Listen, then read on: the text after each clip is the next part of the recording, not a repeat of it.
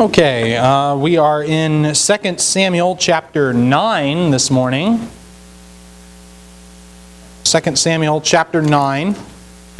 You'll open your Bibles there. That's where we're going to pick up. And we talked last time, in last Thursday night's class, we looked at the prayer that David prayed in response to God's promise to him at the end of chapter 7. And then in chapter 8, we looked at the series of battles that David fought and won against various nations and how he expanded the size of his kingdom. And now we come to chapter 9. We have some material that's unique to Samuel. It's not found in any parallel in the book of Chronicles. And so that's where we're going to pick up this morning. Chapter 9 is a pretty short chapter. I don't expect to spend all of our time here. I guess I'll start by getting volunteers. I need one volunteer to read the first 8 verses, another volunteer to read verses 9 through 13. Show of hands. All right, Mark will get 1 through 8, and who wants to read verses 9 through 13?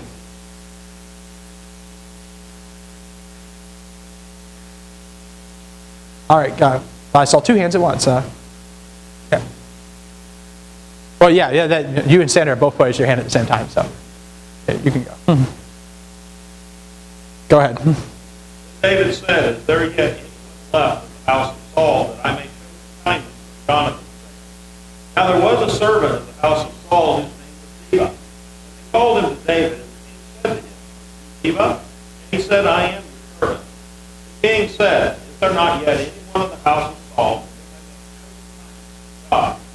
Ziba said to the king, "There is still a son of Jonathan, who is crippled." So the king said to him, "Where is he?" Ziba said to the king, "Behold, he is in the house of Maker, son of Amiel, in Lodebar."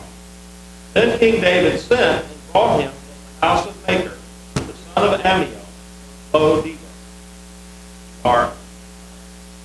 Mephibosheth, the son of Jonathan, the son of Saul, came to David, and fell on his face, and prostrated himself. David said, "Mephibosheth?" He said, "Here is your servant." And David said to him, "Do not fear, for I will surely show kindness to you, Father Jonathan, and will restore to you all of the land of my father Saul, and you will visit my name regularly." Again he prostrated himself and said, "What is your servant? Guard and dead dog like me."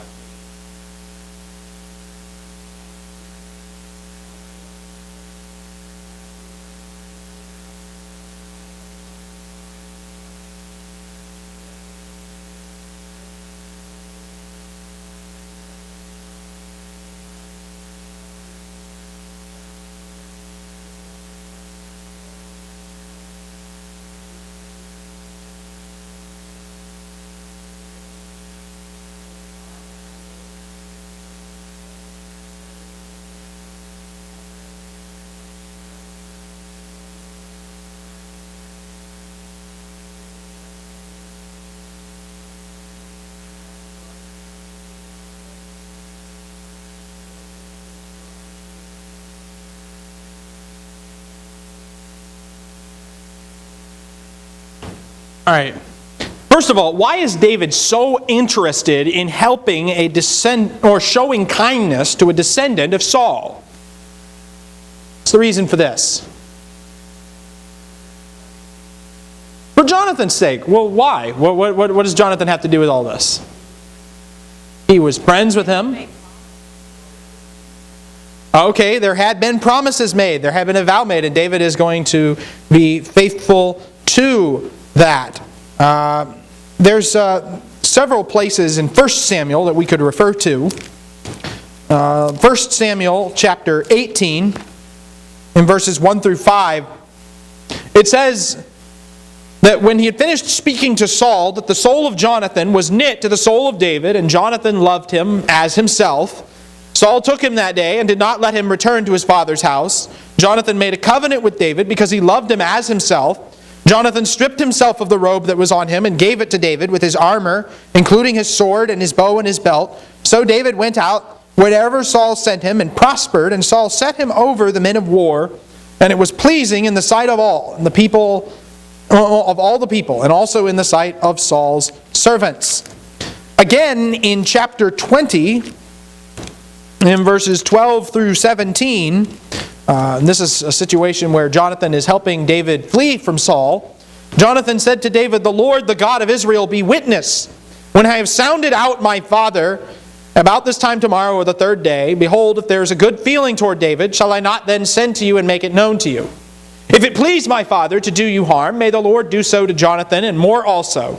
If I do not make it known to you and send you away, that you may go in safety. And may the Lord be with you as he has been with my father. If I am still alive, will you not show me the loving kindness of the Lord, that I may not die? You shall not cut off your loving kindness from my house forever, not even when the Lord cuts off every one of the enemies of David from the face of the earth." So Jonathan made a covenant with the house of David, saying, "May the Lord require it at the hands of David's enemies." Jonathan made David vow again because of his love for him, because he loved him as his own life. I want to stop and note something in verses 14 and 15. He uses this word, loving kindness. Some Bibles just translate it kindness, or some we have steadfast love. You know, it's pretty hard to come up with an English equivalent for this term.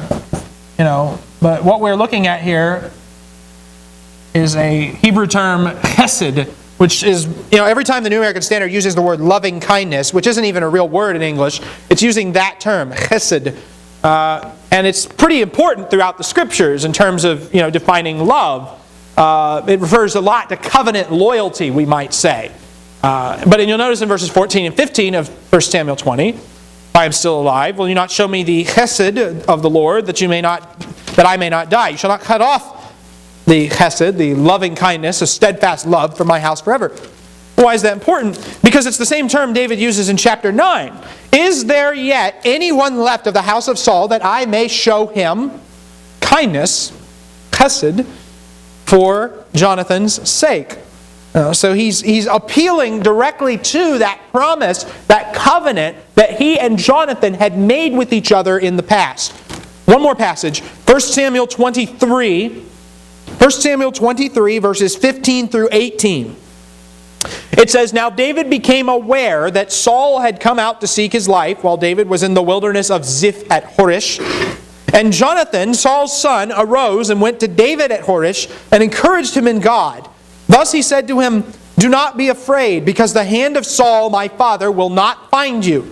You will be king over Israel, and I will be next to you. And Saul my father knows that also.' So the two of them made a covenant before the Lord, and David stayed at Horish while Jonathan went to his house." 3 times it makes reference to this covenant of friendship that David and Jonathan had between themselves. And it was more than just, this typical, buddy-buddy relationship. It was a covenant to deal kindly with each other, no matter how the rivalry between the house of Saul and the house of David panned out. And this is a significant thing. Jonathan is supposed to be king, according to the human ideas of how this works. He's the firstborn son of Saul. And yet Jonathan says that David will be king, and I will be next to you. Jonathan envisions a scenario where David is the next king, and Jonathan is a servant who works with him, an administrator, a right-hand man, however that works. But he is pleased to play second fiddle to David's central role. Now, of course, we know how the story ends. Did that happen? Why not? Because Jonathan died. He died in battle before David could ever be made king. Well, hence David's scenario in chapter 9. David asks the question, is there anyone left that I can show kindness to? Anyone left that I can keep this covenant of loving kindness towards?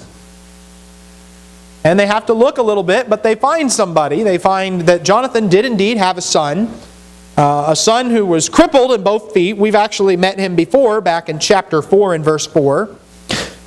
He's stricken in his feet. There's kind of another word play here, actually, with this word stricken.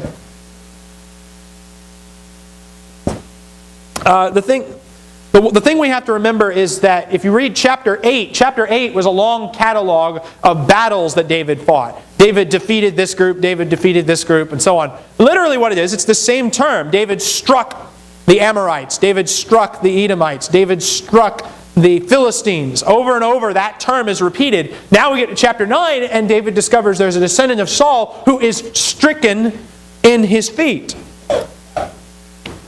Not by David's doing, but still, it's connecting the thought to the previous chapter a little bit. Here God has given David victory over his enemies by striking all these people. But here now David discovers an enemy who's been stricken and treats him in a more favorable way. Is there anyone left to show kindness to? And he calls the servant of Saul, Ziba. Ziba tells him about Mephibosheth. Saul locates this son of Jonathan in the house of Machir, the son of Amiel from Lodebar, however you say it, like Mark was pointing out earlier.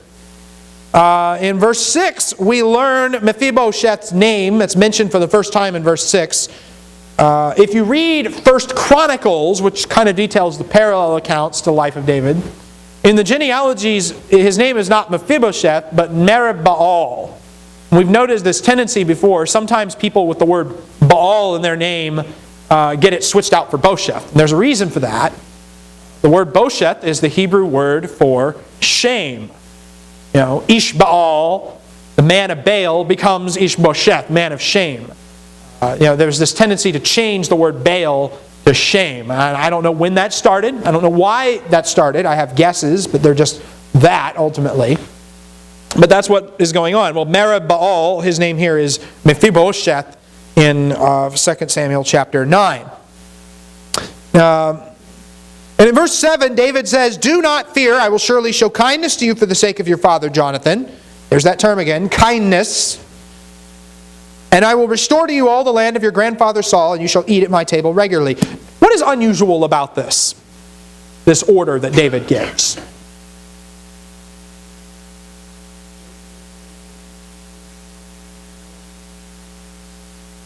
Okay.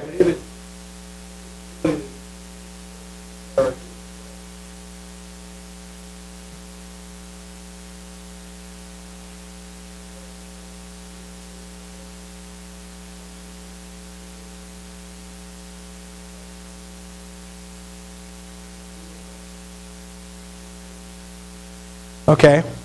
So what I'm getting out of this conversation is that Keith must have sneaked up and looked at my outline before before class this morning, because that is where we're going with this ultimately. But no, there's a lot of parallels going on here between our relationship with Christ and the way David is acting towards Mephibosheth. That is a big, big thing that's in this text, and we're going to have a lot to say about that in a little bit.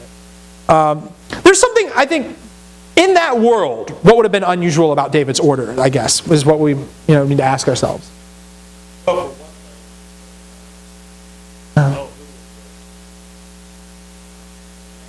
of my head. Grandmother that slew all of her grandsons so that she could Athaliah? Or, in the Septuagint, Gothaliah. you wanted to affirm solidify your kingdom, and you were of a different dynasty. All of the former claimants, possible claimants. That's true. So, he's opposite. That's true. You look out throughout the whole book of Kings. Well, the typical practice in that nation is that if you're a rival king, you've just taken the throne, first order of business is to kill every single member of the family of the kingdom that preceded you. Now, there's a parallel with Jesus and how that's handled as well, I think. And we'll get to that in a minute. But David doesn't do that. David doesn't, kill off every member of the house of Saul. He doesn't make that his vendetta. He behaves the opposite of the way the secular world expects him to. But it's not just that. It's not just that he spares Mephibosheth. Look at what else he does. He gives him a seat at the table. He literally prepares a place for him in the presence of his enemies. Psalm 23. He doesn't lead him to death. He gives him a table in the sight of somebody who would have been a foe to his father Saul, perceivably. There's another unusual order too. Look at verse 7 again. What is another thing he says? It's can restore the land. Why would you do that? This is a rival king. You plunder his land. You steal his possessions. What are you restoring his land for? In fact, you keep reading in the chapter, you'll notice Ziba has 15 sons, 20 servants. He's clearly a lot better off than Mephibosheth is. And yet he is the one that has to become servant to this guy. David has nothing to gain politically from this, but he does it anyway. He's keeping a vow. He's keeping hesed, loving kindness.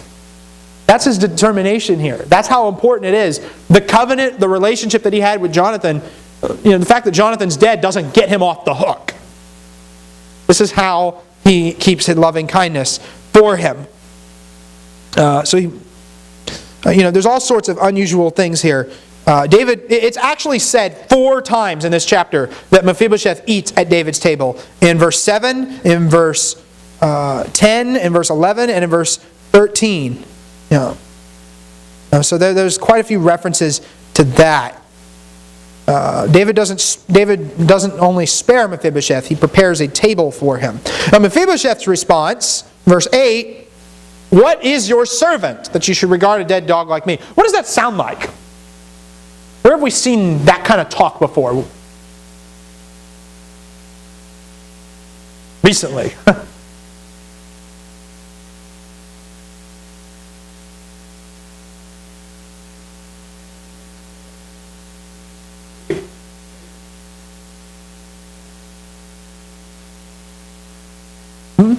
Yeah, he responds in that manner to Saul. He responds in that manner to God in chapter 7, in verse 18.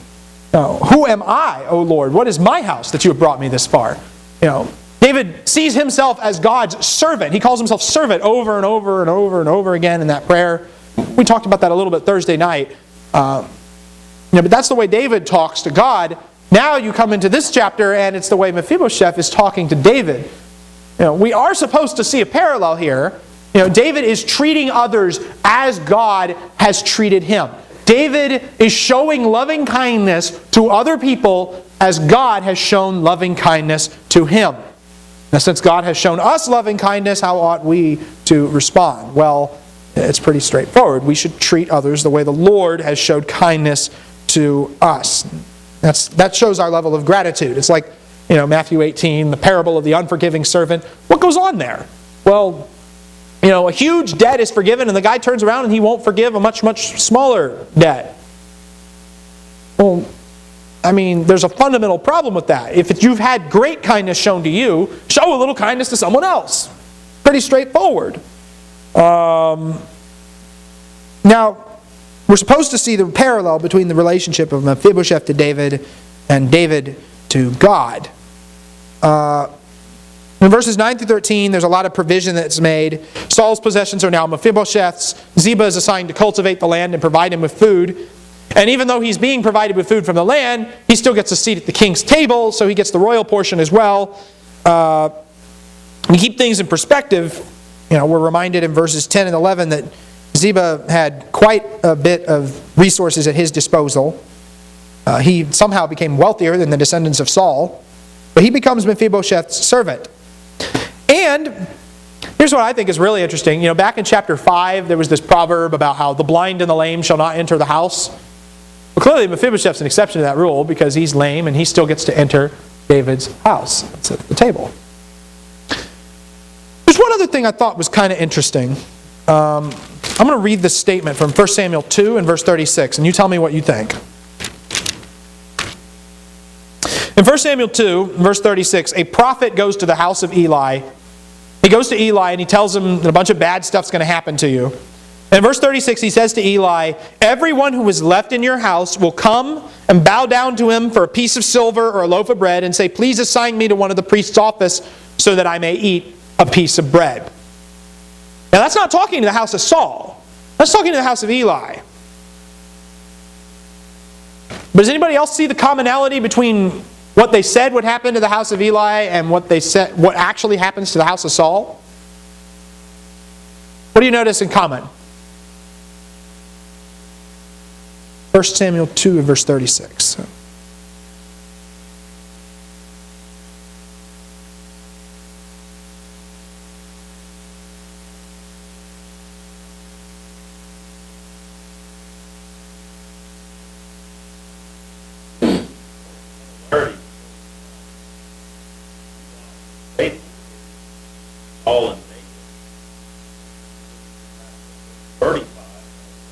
faithful to my heart. Saul was the man who did what was in Saul's heart. David was the man who did God's heart. Yeah. Typically, I think we make mistakes. Yeah. God's heart. Yes, that's true. And built David an enduring house. Yeah. Just as he said he was faithful high priest. He would walk before him always. That applies to Saul.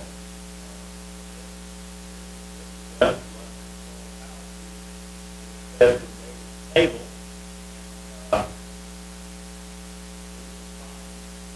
Well, the way that he find his father's land back to him, equivalent to officers. Yeah. And so you've got this remnant thing going on. Is there anyone left? Well, anyone who's left will come, and they both rely on their replacement for bread. You notice that? They both bow down to their replacement. You notice that as well. So you've got all these different elements going on here. There's a lot of parallels there. David, now those are parallels. What are we supposed to do with it? What's the point?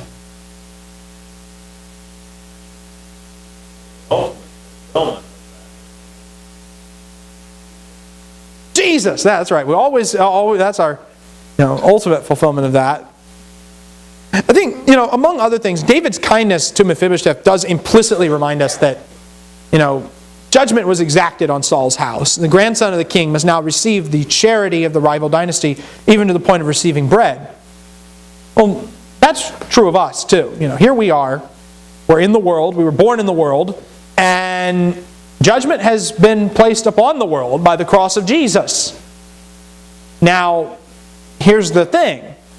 Even though we are in the world, we can still be part of the new king's regime if we come to him, bow down to him, and hunger and thirst for the food that he offers. We too can be part of that surviving remnant if we will humble ourselves and do these things as well. So there is a lesson in that. There's a lot of parallels between David's actions and God's grace here. How do David's actions, and Keith already alluded to some of this already. How do David's actions in this chapter foreshadow Jesus? What different parallels do you see here?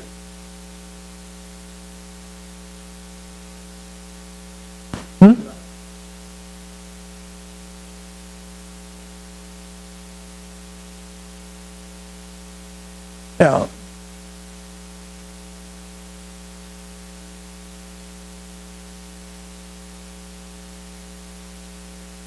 Well, yeah, you can't separate love from the promise. They're interconnected. The promise would never have happened without the love that existed between them.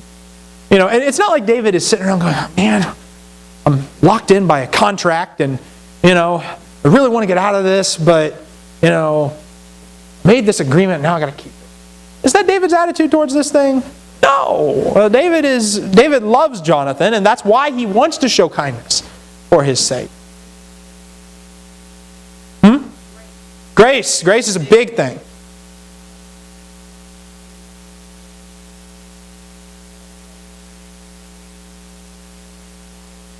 No.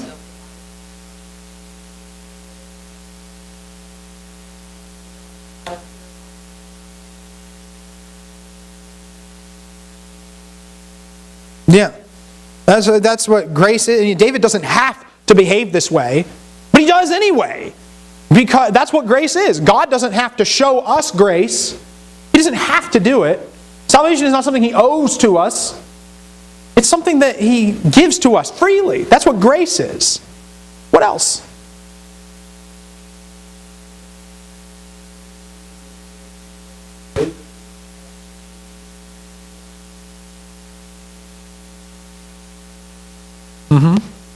Yes. No. Who takes initiative in this discussion? David does. Who takes initiative when it comes to show our relationship with God? Who takes the initiative there? God does. God is the one that created us. God is the one that gave His Son to die for us. God is the one who extends freely the offer of salvation. God makes the first move. Now, we can choose to reciprocate or not. That's another issue. But, But God is the one who makes the first move. Let's make no mistake about that. He is the one who shows initiative in demonstrating His loving kindness to us. What else?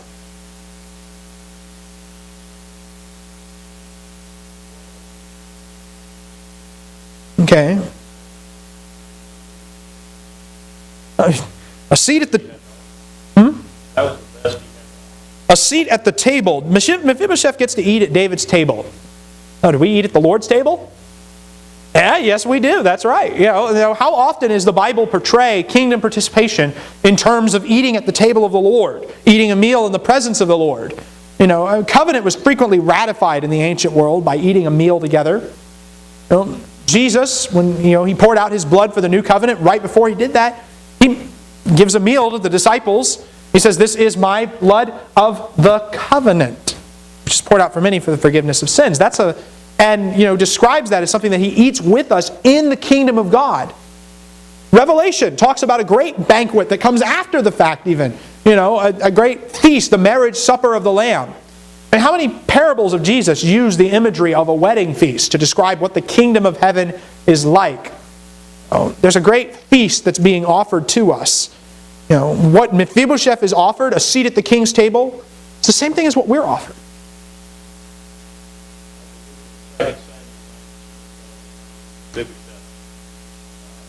Off Lord to the throne after Absalom's rebellion. That told a lie about it. That stayed in Jerusalem instead of leaving. Now Mephibosheth walked back, came down to meet him, cared for his people, or washed his clothes, departed. That shows this. That's a good point to bring out. We'll have time in later classes to discuss the lie of who's lying and who's not in that story. But there are a couple ways to tell in looking at the biblical text on that point, between Ziba and Mephibosheth. So we'll get to that in a later lesson. But that's a good point to bring out as to what he thought about eating at the king's table. How are we like Mephibosheth? We've compared David to God a little bit. Why? And Christ. How are we like Mephibosheth? We've been extended the same grace. How would you define? What is the first thing we can say about Mephibosheth? I ask you to describe him as a character. What's the first thing you're going to tell me? He was lame. He was crippled. How are we fit that? Yeah. A lot of ways. That's right. Don. He was stricken in his. He was stricken in his feet. He was crippled, stricken in his feet, literally. But it's. Can he do anything to fix that? Obviously not. Can we do anything to fix our crippledness? No. Do crippled people have a place in David's house? According to David, they don't in chapter 5 and verse 8, and yet here he is. Well, what about, and this is the fact that a lame man is invited to eat at the table. I can't help but think of this parable in Luke chapter 14. In Luke chapter 14, it says, let's read verses 16 through 24. He was saying to them, a man was giving a big dinner. He invited many. And at the dinner hour, he sent his slave to say to those who had been invited, "Come, for everything is ready now." But they all alike began to make excuses. First one said to him, "I bought a piece of land and I need to go out and look at it. Please consider me excused." Another one said, "I have bought 5 yoke of oxen and I am going to try them out. Please consider me excused." Another one said, "I have married a wife and for that reason I cannot come." And the slave came back and reported this to his master. Then the head of the household became angry and said to his slave, "Go out at once into the streets and lanes of the city and bring in here the poor and crippled and blind and lame." The slave said, "Master, what you've commanded has been done, and still there is room." The master said to the slave, "Go into the highways and along the hedges, compel them to come in so that my house may be filled. For I tell you, none of these men who are invited shall taste of my dinner." Who was invited to the feast? The misfits, the crippled, the blind, the lame, the people who you don't normally want at your dinner party because they're just going to, mess it up and they're not going to look good. They're not going to make you look good. But that's what the Lord does. He takes people who have no place at a celebration like that. He brings them in and gives them a seat at the king's table. Mephibosheth has no business coming into the king's palace, and yet here he is. Why? Because David showed him grace. And we have no business eating at the king's table either. And yet here we are. Because the king has shown us grace.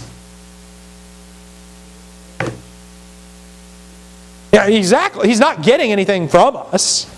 There's nothing to gain here. There's nothing that David gains from bringing Mephibosheth into the picture. There's nothing that God gains from bringing us into the picture, and yet He does it. This story through and through is one about God's grace. And,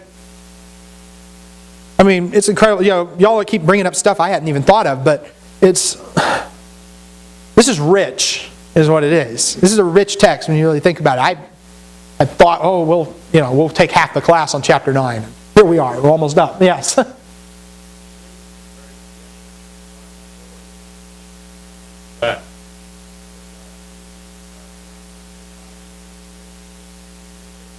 Cain, the eldest son,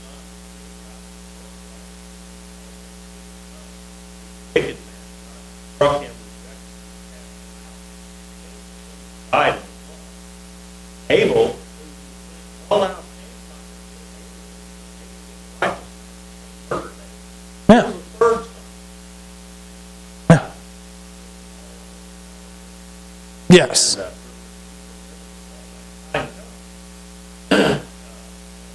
So right down through the whole Bible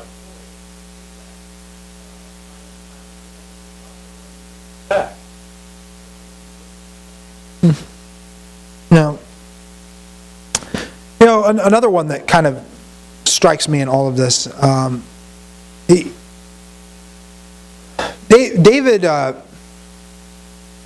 what was Mephibosheth's relationship? What would Mephibosheth's relationship to David have been politically speaking? A rival, an enemy. Well, what is our relationship? To God, prior to His intervention. Enemies. What does it say in Romans chapter 5? Romans chapter 5, which incidentally is the text for the Sunday night lesson. While we were still helpless, at the right time, Christ died for the ungodly. For one will hardly die for a righteous man, though perhaps for a good man, someone would dare even to die. I might think about it if he's a good guy. But what are we? We're not good guys. What's it say in verse 8? God demonstrates His own love toward us in that while we were yet sinners, Christ died for us. Much more then, having now been justified by His blood, we shall be saved from the wrath of God through Him. For if while we were enemies, we were reconciled to God through the death of His Son, much more having been reconciled, we shall be saved by His life. And not only this, but we also exult in God through our Lord Jesus Christ, through whom we have now received the reconciliation. We were enemies. And yet, even though we were enemies, God reconciled Himself to us through the ultimate act of self-sacrifice. He could have chosen not to do that. He could have said, I got better things to do with my time. He could have, made any number of excuses, and He would have been perfectly justified in doing so. But He chooses this instead. Why? Because of His steadfast love for us. Because of chesed. Why is it that way? You think about it. You think David's job as a king was a busy job? Think he had a lot of things occupying his attention? You see how many battles he's fighting? How many administrative duties he's got to take care of? All these other things. The pressures of ruling a kingdom. And yet, he decides what? He decides to take time out of his busy schedule to take care of this. Show kindness to somebody who he has no gain in. It's not like this...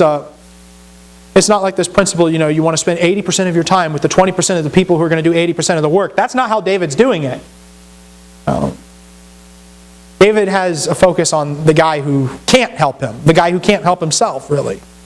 And the guy who he has no reason to help because of a prior relationship. And He does all of these things, and He demonstrates grace.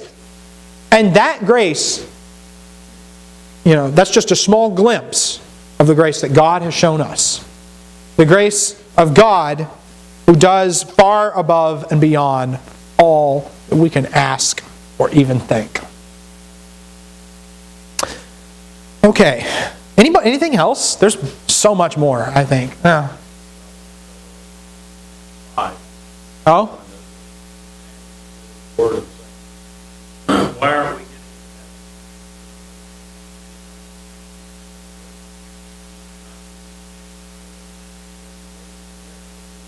how did we make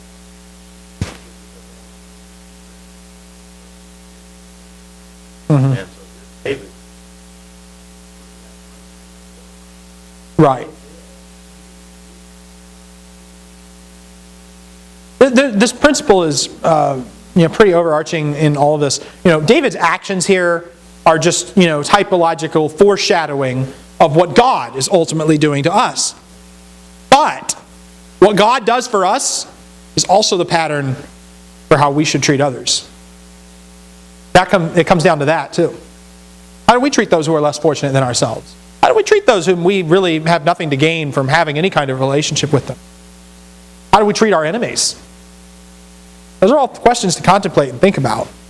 That passage that Mark referred to from Matthew 25, kind of scary to think about, because it implies that we will be judged based on how we treated those people. So on the one hand, saved by the grace of God, but on the other hand, oh boy, better make sure you show that same grace to others. If God has shown us steadfast love, that's what we need to be doing in our relationships with everybody else and every person we encounter. All that. If there's anything that is so summarizing of the whole message of the gospel, it is that the Lord has shown us grace, and therefore we ought to show grace to others. When I first started studying this text, I didn't think there were this many lessons we could get out of David and Mephibosheth. But I was wrong. So I hope that this has been edifying and productive. Anything else before we close? There's a lot to weigh on. I'm sitting at it going, I got a lot to work on myself. May God help us to show grace to others. Thank you for your attention and your discussion.